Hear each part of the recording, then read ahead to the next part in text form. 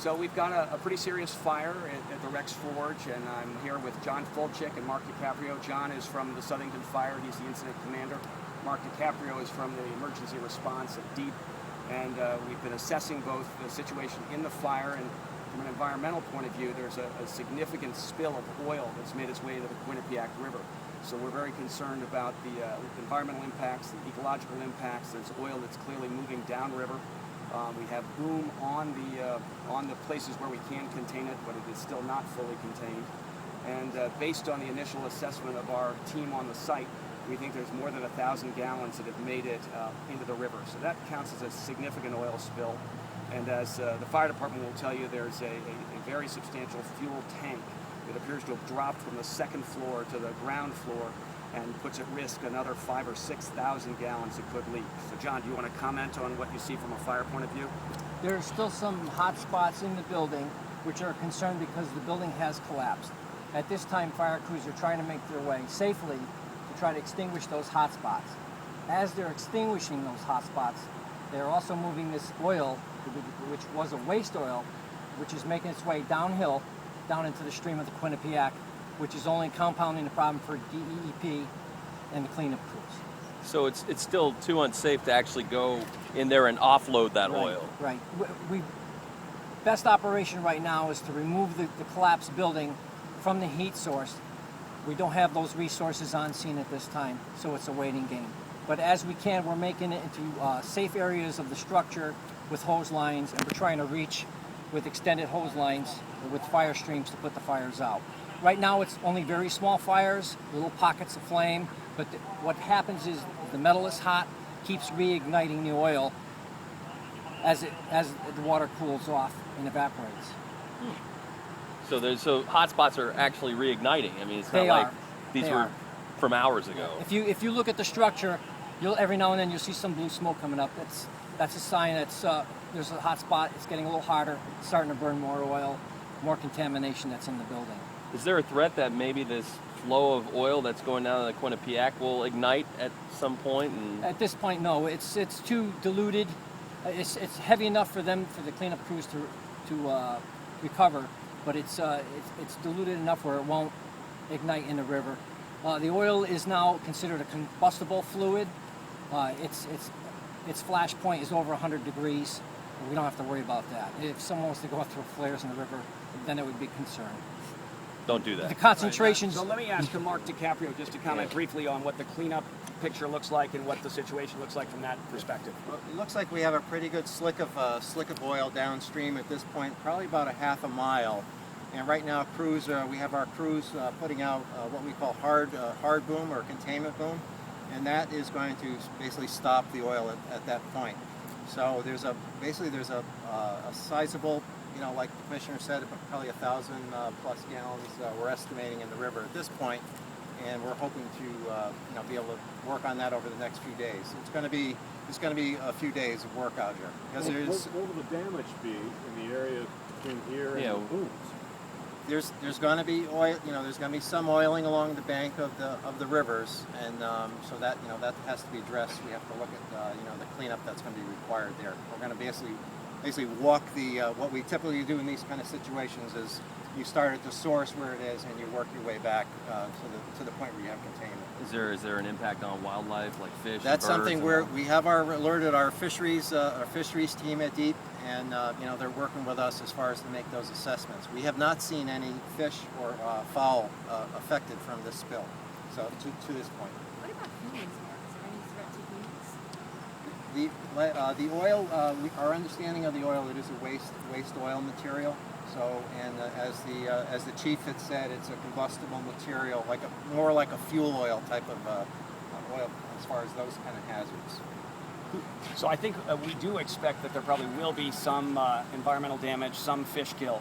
You can see oil on the surface of the water. There are tar balls floating as well in the area immediately from the outfall. It appears that this forge had a direct pipe connection from its floor into the river, which of course was standard practice 100 years ago. It's not our current practice to have that kind of connection. But clearly there was a flow of oil out of the floor of the building into the river. There are blackened rocks along the edge of the river immediately below the outfall. And as Mark said, we've gone downriver to check, and there is now a significant spill extending at least a half a mile, and frankly, I think leaking beyond that. The boom is now being deployed further downriver to try and capture it and bring an end to that contamination. So you're saying that there's a pipe that leads to the waterway, and the oil was flowing through that? Oil in the fire water, so the water being used to put the fire out captured some of the oil that had spilled out of the ruptured tank and appears to have carried it through a drain pipe out of the forge and into the river. You seem to be cringing as you were talking about the drain pipe. This is not standard practice in the modern day, and frankly, this is the kind of thing that we really don't like to see because it does create real challenges from an ecological point of view. And this is why we have modern environmental standards. We recognize that this is no longer best practice, and frankly, this is the kind of day that you pay a price for having things that were really subpar. So is there Commissioner, fines? Is that something that was essentially grandfathered in, so it's not like they get dinged on stuff? We have hundreds of old mills that have these kind of connections. We try to shut them down where we can. We try to bring better practices to bear, but frankly, we don't catch them all.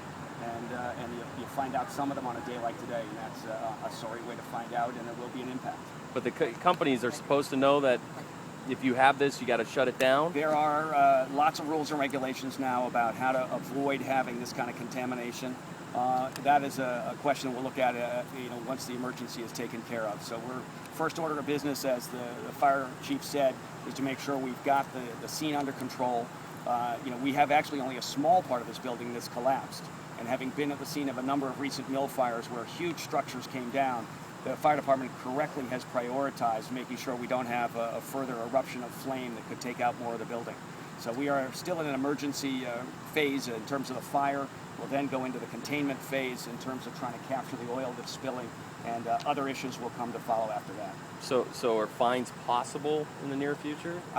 It's too early for us to say. We're going to really have to dig into this, but that is going to come after the emergency has been addressed. And who pays for the cleanup? Is that up to the company now, or how does that work? We have resources we bring to bear, again, to respond in an emergency way. We don't want to have people asking questions about whether the money's going to be there to get the job done. So the fire department has got resources. We have a mutual aid compact that's brought in a foam truck from Waterbury. So this is a good example of communities working together. The state and the local authorities work together as well. So that's the priority of the day, is to bring the assets to bear that need to be here to address the fire department's concerns. We also do have a contractor on site from DEEP who is expert at cleaning up oil spills, and they will be supporting our DEEP team in making sure we capture as much of that oil, and then over the next several days or perhaps weeks, we continue to clean up the oil that's already spilled. 1,000 gallons is a lot, is not a lot. How does that compare to the scale, yeah. Well, it's not the Exxon Valdez, but it's Or BP. it's a sizable release, and in this kind of scenario, in a smaller tributary. So, so it's of concern for us. We do have. If you go around, you may see some vacuum trucks, and there is some materials there that they're going to be used basically to remove that oil as quickly as possible. And the tar balls are not as far down as the bridge down there, are they? They're down to I think Route 322. Really? Down that far. It's about probably approximately half a mile from here. And but again, there's hard boom being deployed there, and then downstream from that point. And this is, again, the Quinnipiac River or a tributary? My understanding is it's the Quinnipiac River. Is there any water source in the area, drinking water source? We have not. I can't answer that question. Do we understand if there were other spills in this plant before? I can't answer that question. So how about other fires here? They've had a few other fires over the years. yeah. They've had a few fires in the past. One caused by lightning some 20 years ago. They had a fire in a Ford shop a few years ago. All under control, brought under control quickly. No major hazard released into the river. They were put out rather quickly. Crews worked fast to expedite. In this fire, how did you confine it to such a small part of the complex? You try to put crews around the building and push it back to the affected area instead of just setting up hose lines and pushing it any old way. And there's another building with a small alleyway in between. We're lucky it didn't communicate into that. So the crews worked good. Well, they put the fire out, knocked it down quick without pushing it to parts of the building that weren't involved. So are there firewalls in between these sections, or? I don't know if they're firewalls per se. There are steel. It's a steel structure, corrugated building, steel building. There are some walls to separate certain compartments. I don't know what the particular building construction is as far as what they have for concrete and stuff, but it seemed to work out in this case where the fire was in one compartment. Chief, what's your last name? Folchik, Folcik, And what's your first name again, Chief? John, John. captain, shift captain. Captain. Mark DiCaprio, that's DECAPRIO, And Mark And with Mark. a K or C? with a K. And what's the title? I'm Director in the Emergency Response and Spill Prevention Division. Commissioner, we got you. Got me. All right. Thank you.